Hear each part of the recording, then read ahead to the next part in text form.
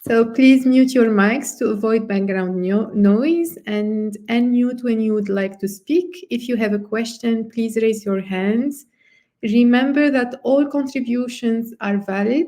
And finally, please note that the session is being recorded for project purposes, but also so people who cannot attend today can watch the recording on the platform.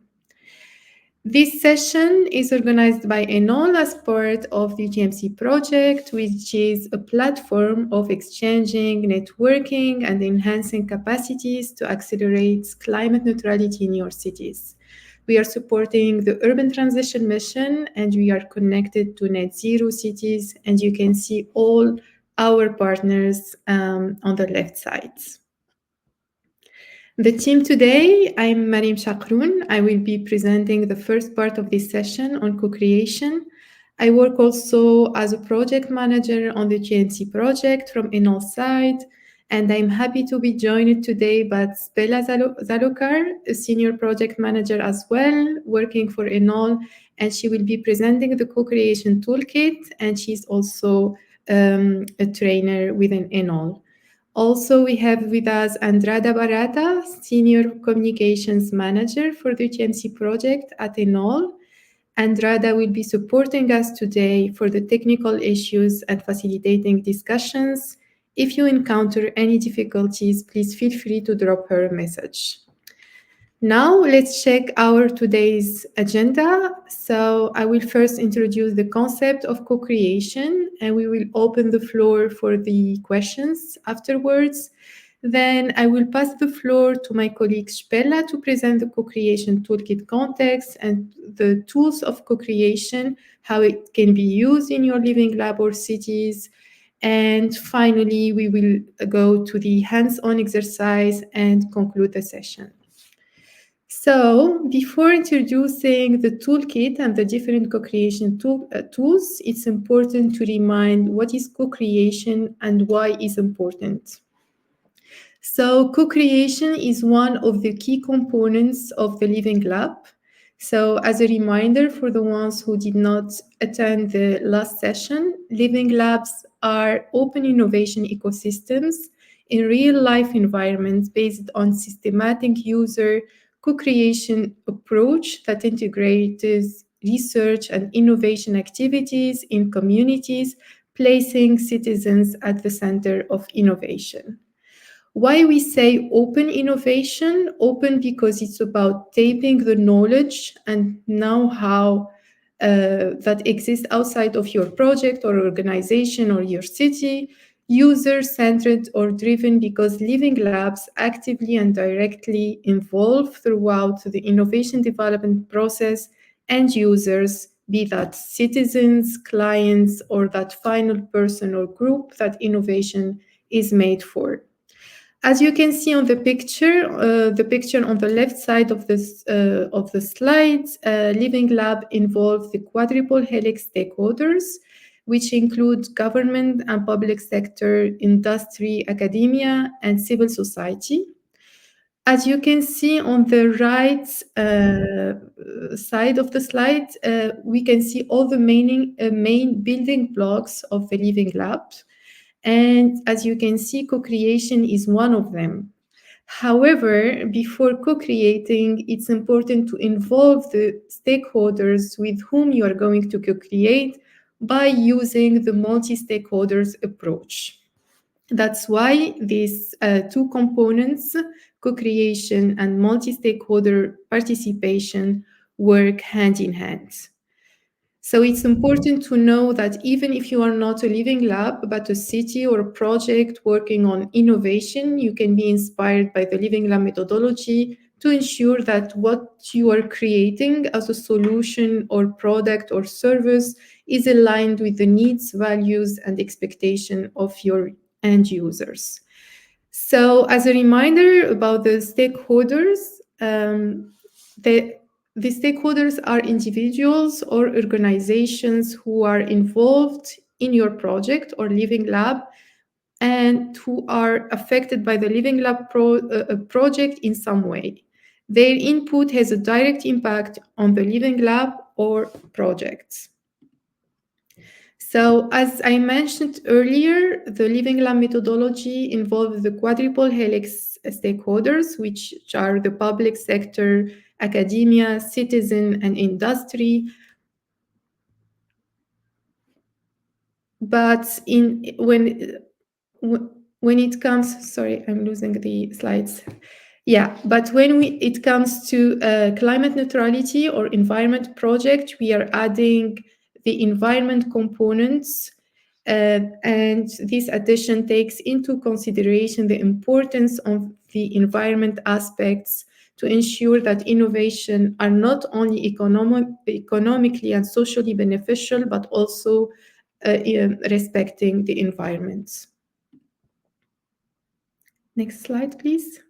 So here we can, after defining and identifying the stakeholders and ensure that we are using the multi-stakeholder approach, we can talk about co-creation, which is this collaborative and participatory approach to innovation that involves all the stakeholders, and the process may involve a range of methods and tools like participatory workshops, surveys, interviews, focus groups, and user testing.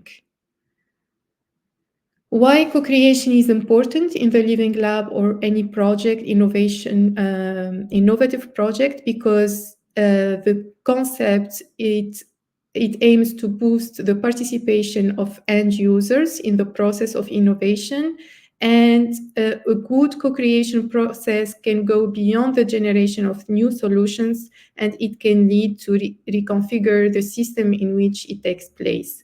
And of course, it's important to use the right methodology. Here we can see like the aspect that can influence the co-creation process. The ones to be encouraged include the compatibility of public organization with citizen participation, open attitude towards citizen participation, presence of clear incentives for co-creation, and citizen awareness, feeling of ownership, and being part of something. Presence of social capital is also an important aspect. And of course, we need to avoid a conservative administrative culture and aversion of citizens. So now it's time. I don't know if you have any question before moving to the presentation of the toolkits.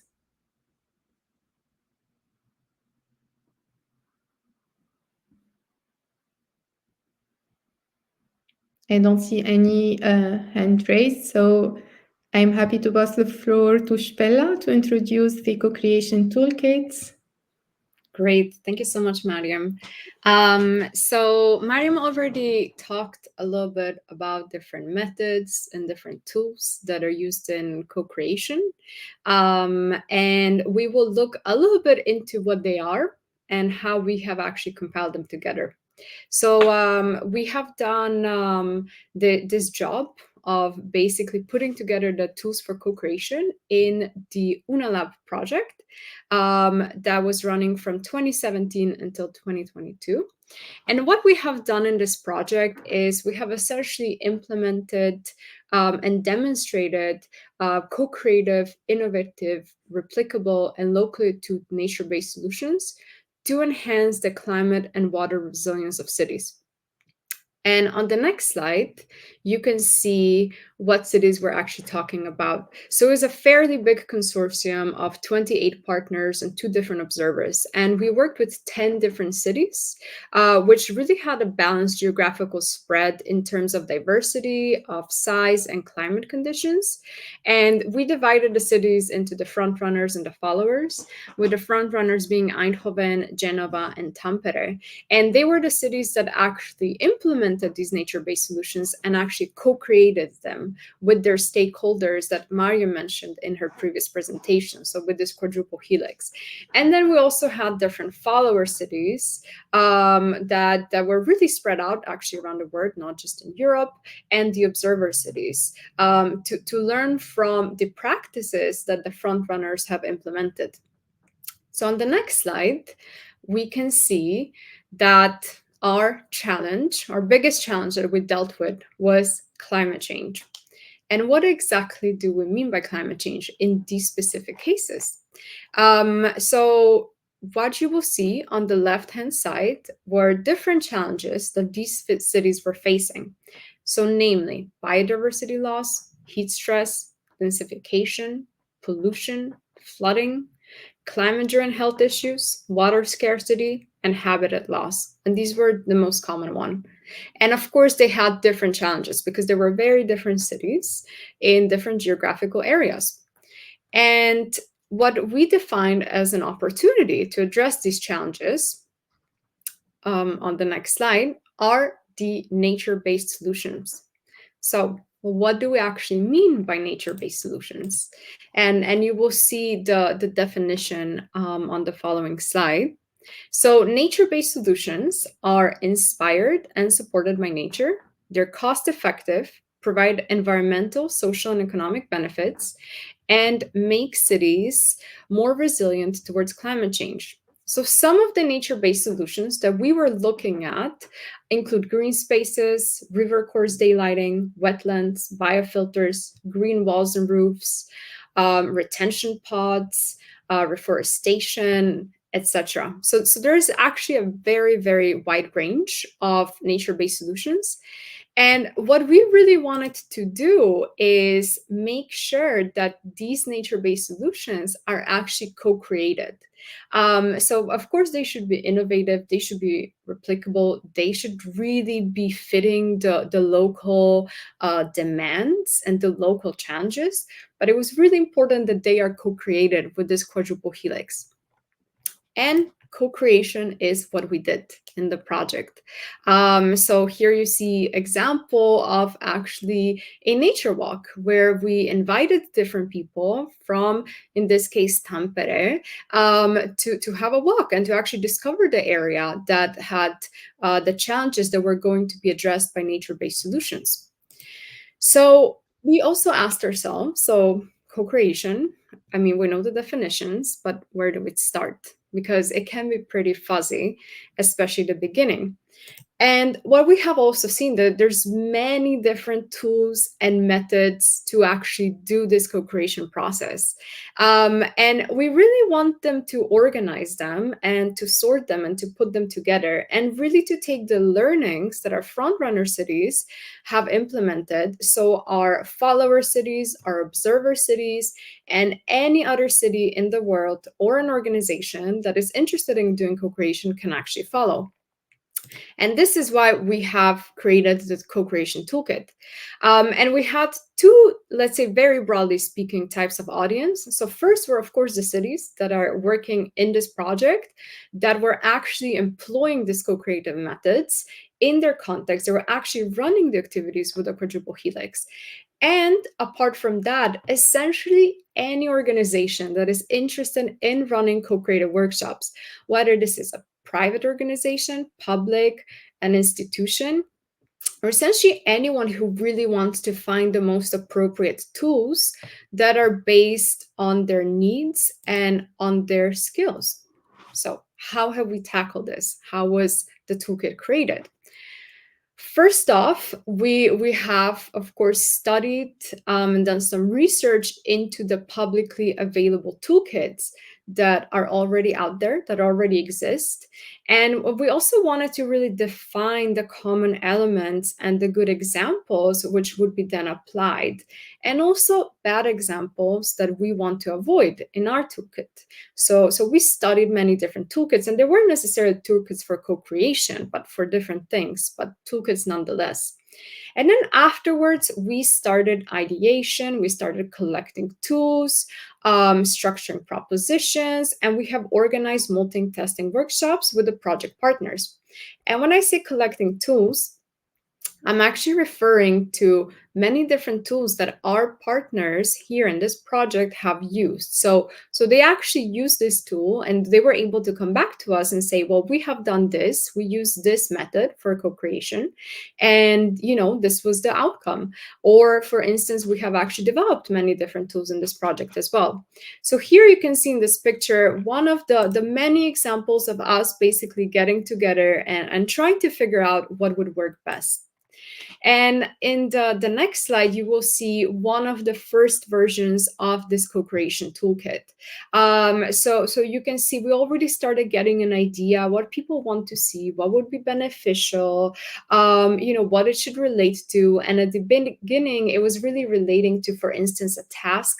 But as we all know, we work on these projects. We, of course, know the tasks really well by hand, but no one else apart from the project knows it. So at some point, we scrapped that. And we also followed this explore, experiment, evaluate process, but actually after testing it, especially with different cities, we found that it was not really clear to them, and especially to someone who's completely new to co-creation and to all these big words that we're using and buzzwords and living maps, that it might be a little bit difficult to follow or to understand at what phase are we. So this is why new iterations followed, coming to the current version that we know today. And what we have done is we have translated the testing activities into a digital web-based site. So it's an actual website that's publicly accessible. And we have also performed user evaluation and refinement of this toolkit. And what you can see is that it's divided into 5 different phases. So we look at the tools for need finding. So these tools really help you discover user needs, goals, values to get to the right solution. Then tools that can be used in the ideation process. So really to unleash creativity, to discover different insights, and to generate innovative solutions. Then tools for developing strategy, so looking into action plans, how to achieve long-term aims. Then tools for experimentations, so to test and to validate, develop solutions, and also tools just to receive feedback. So to evaluate the user's reactions to the solutions that are being implemented. And what we have also done next, apart from this category, is you can browse the tools based on what you need. So for instance, you may not be entirely sure in which phase you are. So are you looking for tools for ideation, experimentation, feedback? It doesn't matter. You can also just look by the format. So for instance, we have different tools that are methods, that are really just a workshop-based tool, something that is just a template that you can also just download and use. Perhaps a game, because we actually have a gamified approach to co-creation as well. And it could be also an online tool. Then looking into the time frame, so how much time do we have more or less for this activity? And what is the group size that we're working with? So are these smaller groups or are they bigger groups? Because we also need to adjust our facilitation skills based on the number of people we have in the room. And as you can see in this little video that should be playing, is just an overview of the toolkit. So we have different tools, and then on the top of the toolkit, we basically have this browsing experience. So you can find a tool that fits you and your needs and your purposes. And how does it actually work? So of course we have this webpage, so anyone can access it.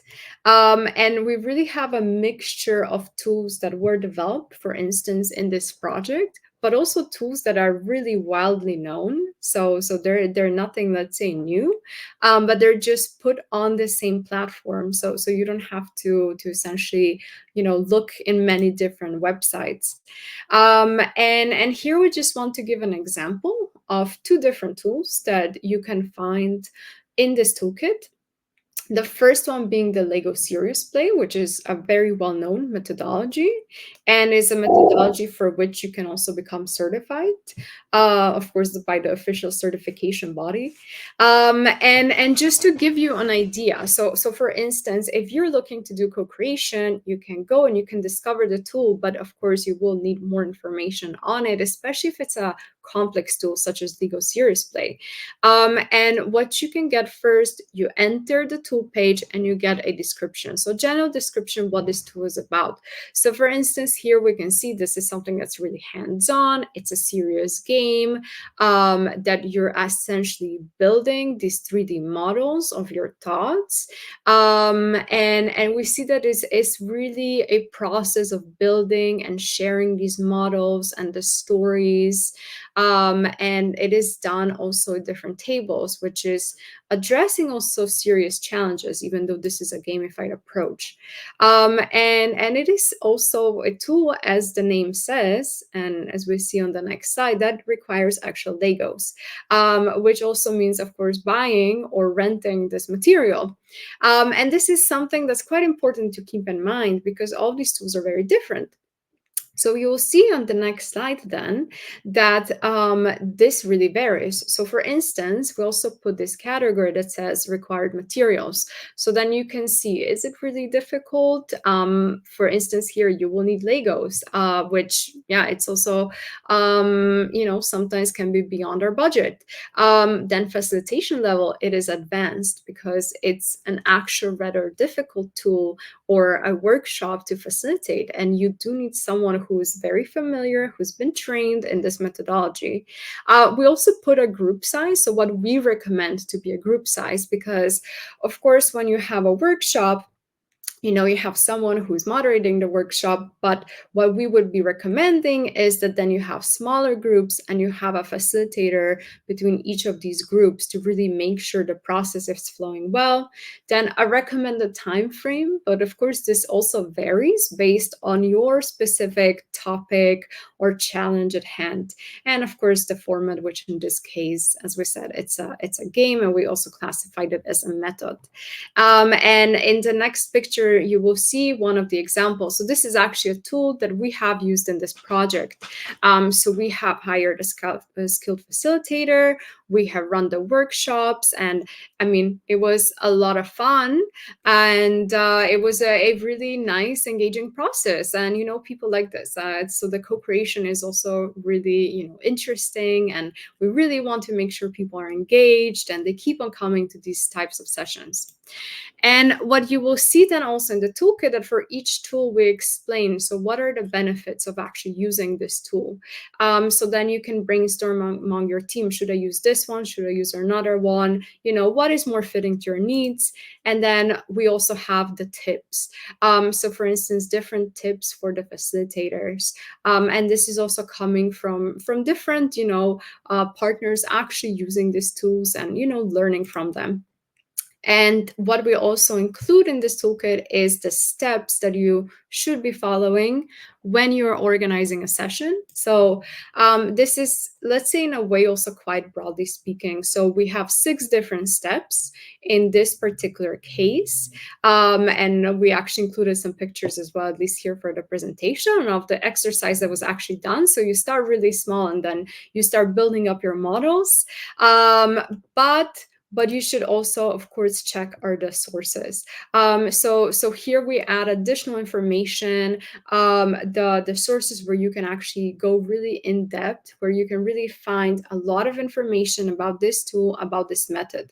So hopefully when you look at this toolkit, you really get inspired by different tools, and you can find something that is really suitable for you and that fits you, and then you can really go and dive deeper into it.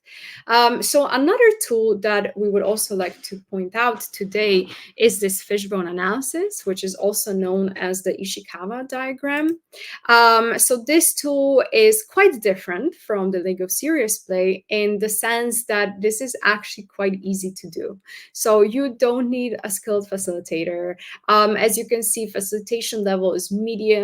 I mean, it still requires people to know the workshop and to be able to facilitate a workshop, but it's not as challenging and it's not as time consuming also to learn it.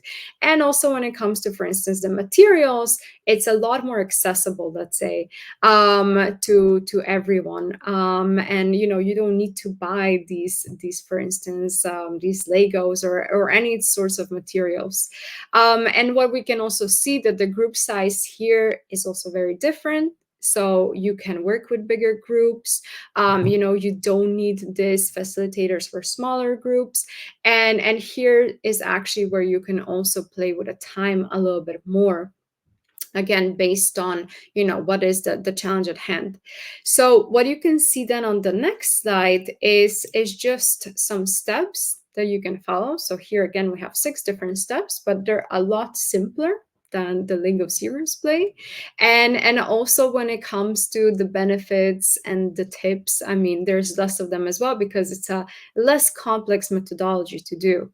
And once you read through it and you discover it a little bit, you can learn about what it is and if it actually applies to your case. And this is something that you might be interested in running in your co-creative sessions. So for instance, what we can see with a fishbone, of course, then gathering more information on it and looking at the diagrams, is it's really this root cause analysis tool. So it's really good when it comes to visualization, and it combines brainstorming and mind mapping. So 2 different exercises that are also very frequently used, and this is why it's also fairly easy to use this tool. And this tool really is used to determine the cause effect of a problem. So what we can see in the next slide is how, for instance, this tool can be used. So there's different steps that should be followed, and these are also outlined in the toolkit. So for instance, starting with identifying a specific problem based on the evidences or data you have gathered, or a problem. Then for instance, if we put ourselves in the setting of ENoLL, you have the climate challenges, you know the area that you're working in, and this is where you can start off your exercise. Then afterwards, as a next step, you basically brainstorm. So the team is brainstorming together, and you write main categories as the causes of this problem. And then afterwards, you find all the possible causes by asking why every time. And you write them down as these branches on your fishbone. So you're doing essentially the 5 whys exercise as well. And then when you continue the 5 whys, you really go deeper into the levels of the causes, and you come to your root cause. So this is also really a combination of 2 different exercises. And you'll see on the next slide, we have an example of a 5 whys. So how does this look like? So you start with a problem, and then you essentially keep on asking why. So for instance, why are we not selling more? Because we're not able to produce more. Why are we not able to produce more? Because we have reached our production capacities. Why have we reached our production capacities? Because we do not have enough developers, and so on. So this is just the ongoing exercise that is done in a group. That's fairly easy to do, and it's just important that people are bouncing off these ideas from each other. And this is how, following these steps, then you come to your root cause, and you're also eliminating issues that are not so important along the way through the exercise. So what you can see then on the next slide is an example of this fishbone exercise, how it can be done. And of course, I mean, this is a PowerPoint presentation, so let's say it's a nice way of showing it. But what we can see in the next slide is an example of how it would actually look in real life, which is a little bit different. It's a little bit messier, and that's of course okay. So also with these co-creative methods and tools, I mean, it doesn't have to be perfect. There's always adjustment, and there's always a bit of a difference how it actually works out when you're running the activities with your quadruple helix stakeholders in your contexts. So this is actually the end of my presentation on the toolkit. So perhaps I can just check if there's any questions so far.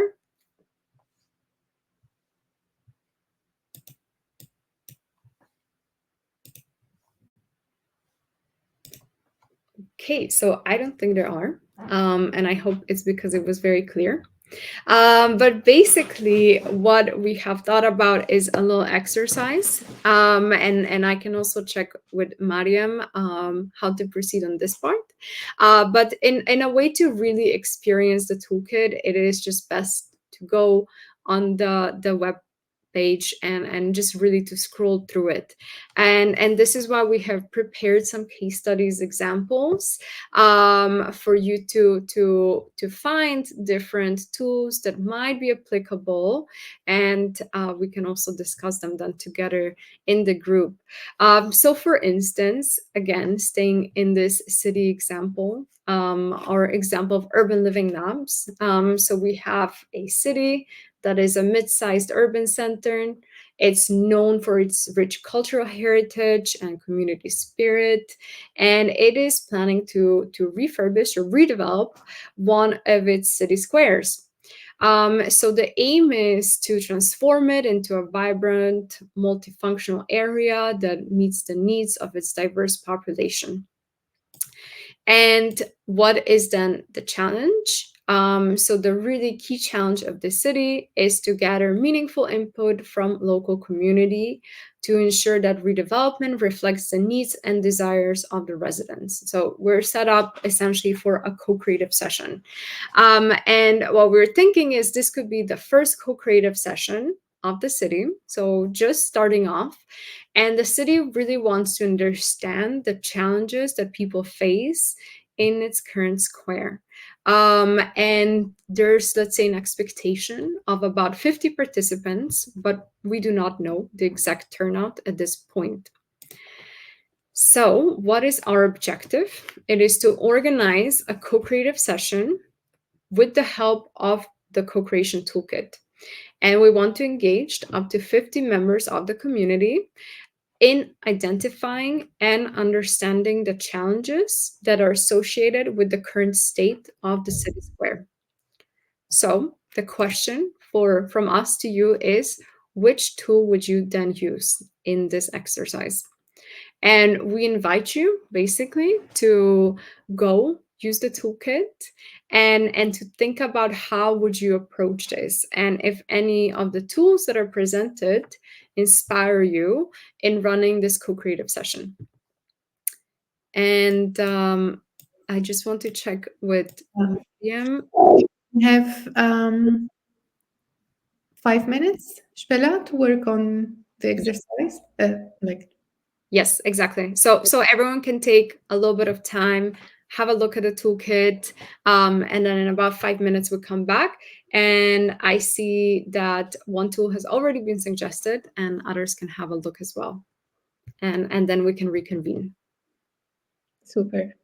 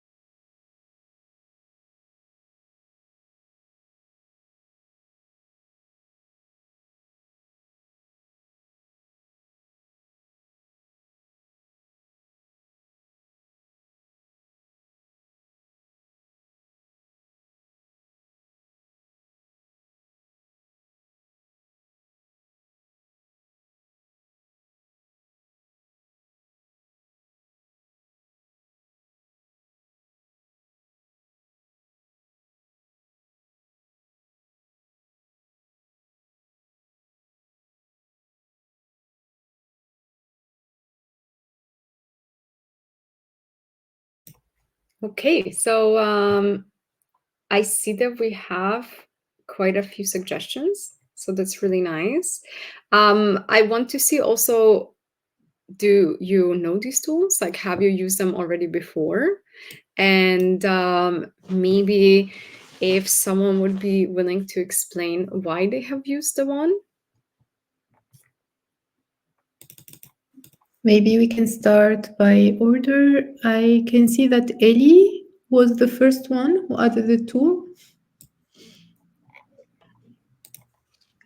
Well, in fact, I'm fascinated by most of them. So I have to decide which I chose why. Let's start with the last one that I posted. I think this photo collection would be very useful for involving young people. I think sending them out to provide pictures maybe of parks they like, or researching parks, photos, pictures of best practice examples in the world, maybe, I don't know, or taking the pictures themselves. I have to. Yeah, that's a great tool. It's very engaging, and at least in our experience, it really provides some really nice results. So people become more interested also in let's say the specific problem or area of work. So, or to see what is possible in other areas or in other cities, or yeah, exactly. Imagine.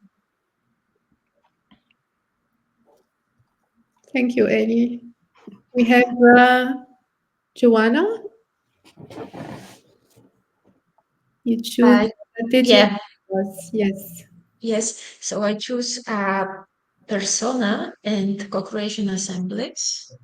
And another one, I think, strategic canvas.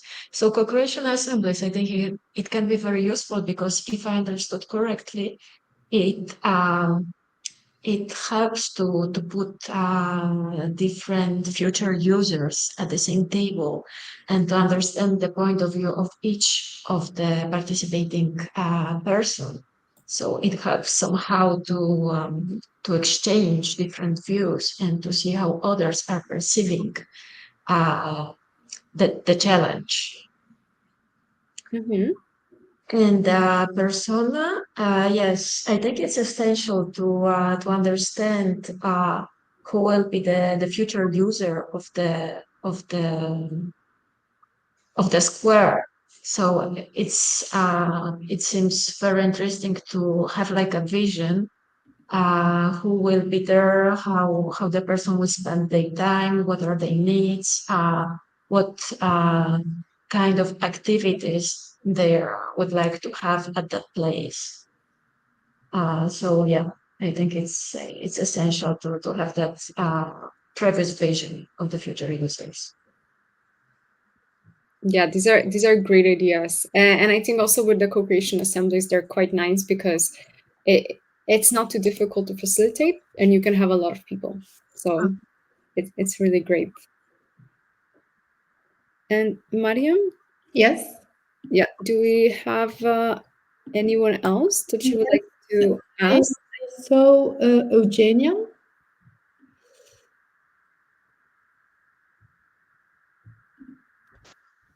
Yes, hello. I have choose the brainwriting tool. I've never used it personally, but I believe that it's a great tool that can be used with many people, especially if they are divided amongst groups.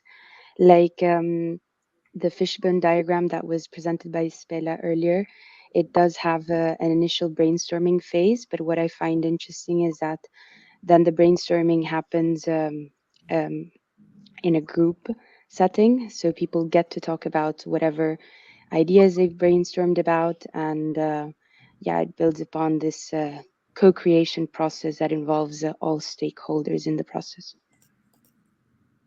Great. Yeah. That is a really nice explanation. And I think it's also important to see, as we have also seen with this little exercise, that there's so many different ways to actually approach it. Co-creation, at least at the beginning, can sound maybe a little bit scary, but once we see all these different ways to actually do co-creation and all these different tools that we can use, it's also important to learn that there's so many different approaches. There's not just one correct approach. There's different kinds. And even with this example, there's many different ways how we can go about it and how we can actually engage people. And I think all of the tools that you have suggested, they're really great examples of engagement and how to start these discussions and ideations with our local stakeholders. So let me just see with Mariam again if there's anyone else that would like to add on to these examples. No, I can see. I don't see any other choices in the chat.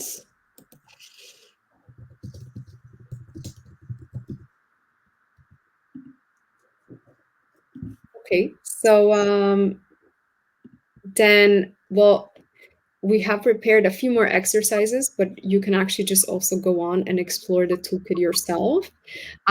So as you can see, it can be used in different phases. So for instance, it can be used when you want to develop a citywide strategy. So there's different tools for that as well. Then the next case study is, for instance, where you can use the tools for gathering feedback. So for instance, if we put ourselves again in the city context, we can see that, well, multiple iterations have been done, but the urban planners want to get our feedback on the implementations, etc. So we really hope that this toolkit inspires you, that you perhaps find something that, is useful for your work, for your context, and that you will be running co-creative sessions with the help of it. It is actually a very much live and ongoing process. So while this project has ended, we're still working on co-creation, and we're working on different tools and, testing them out. And, if you also have any suggestions for it, or you see maybe a tool that could be added, you can also just let us know. We're really happy to always expand it. And yeah, it is publicly accessible, so also feel free to share it with anyone else that might be interested. And here you also see an example of at least a learning curve that we have developed in this particular project, where we have started off with this introduction to, in this case, urban living labs, where you can learn a little bit more about them. And then when you're actually ready to then run your co-creative activities is where the toolkit comes in, and you can also really use it. And all of them are, again, publicly accessible. So you can also find them on the website, which is linked to the toolkit as well. And I hope it was a nice session for everyone. And I pass on the floor back to Mariam. So thank you. Thank you so much, Bella. Thank you so much for everyone for participating in this session. We will be sharing the recording on the platform, so you can watch it again. And we will be also sharing other capacity building activities, opportunities on the platform led by ENoLL, but also by other partners. So we will keep you informed about the next step. Thank you so much, and have a nice afternoon. Thank you. Thank you very much. Thank you very much. It was very useful. Thank you. Bye-bye. Bye. Thank you. Bye. Bye.